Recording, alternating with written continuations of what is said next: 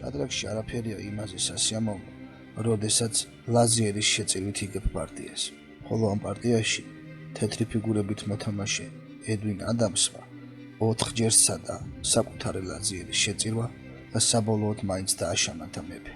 იგი უპირისპირდებოდა მექსიკელ დიდოსტატს კარლოს ტორეს.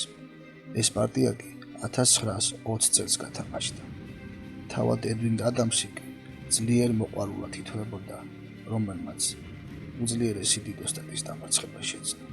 მოცემულ სიტუაციაში თეთრმა შეამჩნიეს, რომ შავებს მერვე ჰორიზონტალის სისუსტე უფიქსირდებათ და ამ პოზიციაში თეთრი თამაშობს უძლიერეს გაგრძელებას ლაზიერის G4 სვლას. ამ სვლით თეთრები უბრალოდ წირავენ ლაზიერს.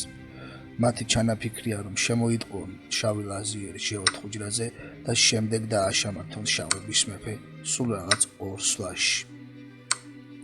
რა თქმა უნდა, შავმა შეამჩნია ეს საფრთხე და პარტია ასე არ გაგრძელებულა.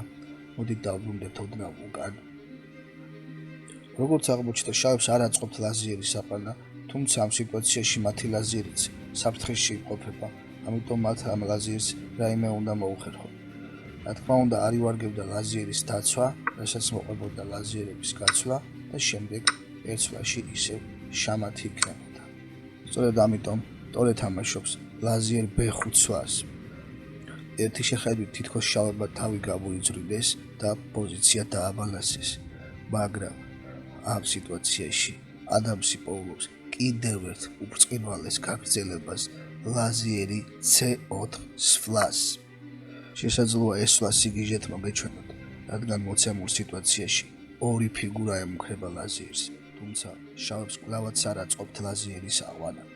პირობითად, თუ ლაზიერი აიყვანს ლაზიერს, ამას მოყვება ისევ საშამათო შეტევა თეთრების მხრიდან. არ ივარგებდა ასევე ლაზიერის მოკვლა ეტლით, რასაც მოყვებოდა ეტლი კლავს ეტლს, ლაზიერი კლავს ეტლს და შემდეგ ისევ შამათი. დამეთანხმებით მეგობრებო, რომ სწორედ აი ასეთი სვლები ალამაზებს ჭადრაკს და ამის გამო ღირს თუნდაც ჭადრაკის სწავლა და ჭადრაკის თამაში. აქ შავებმა უკან დაახიეს თავისი ლაზიერი, რასაც ადამსის მხრიდან მოყვა კიდევ ერთი უძლიერესი შეწირვა ლაზიერი C7. ძალიან მაგარი სვლა. შავებს კვლავაც არ აწყობთ ლაზიერის აყვანა, რადგან ისევ საშამათო მოტივები იჩენს თავს. აგრეთვე არ შეიძლება ეტლით აყვანა შამათის გამო. ამიტომ შავი ისევ უკან აბრუნებს ლაზიერს B5-ზე, თეთრმა უპასუხეს პაიკი A4-ით.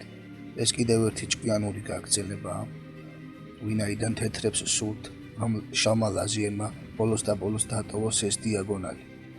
შავმა უნდა აიყვანონ პაიკი, იმიტომ რომ სხვა გამოსავალი არ ჩანს. ამას მოყვა ეტლი E4 სვლა, თეთრები ტემპით ემუქრებიან ლაზიერს. ალბათ შეამჩნიეთ, რომ შავებს არ აწყობთ ეტლის აყვანა, რადგან შამათი მოდის, ხოლო თუ შავი ლაზიერი აიყვანდა ეტლს, ამას მოყვებოდა ეტლი კლავს ლაზიერს, ეტლი კლავს ლაზიერზე იქნება ისევ შამათი. როგორც გაირკვა, თეთრების ეტლი არის სრულიად ხელშეუხებელი, ამიტომ შავს ისევ მოუწევთ ლაზიერის B5 უჯრაზე დაბრუნება, რასაც თეთრების მხრიდან მოყვა ასეთი გაგრძელება ლაზიერი კლავს B7-ს, კიდევ ერთი ბრწყინვალე ლაზიერის შეწირვა და ამ პოზიციაში უკვე შავები ნებდებიან. ხოლო ამ პარტიიდან ჩვენ შეგვიძლია ვისწავლოთ ერთი მნიშვნელოვანი დეტალი, რომ არასოდეს არ უნდა დაგვაუწყდეს ჩვენი მეფისთვის ერთი გასაქცევი უჯრის განთავისუფლება.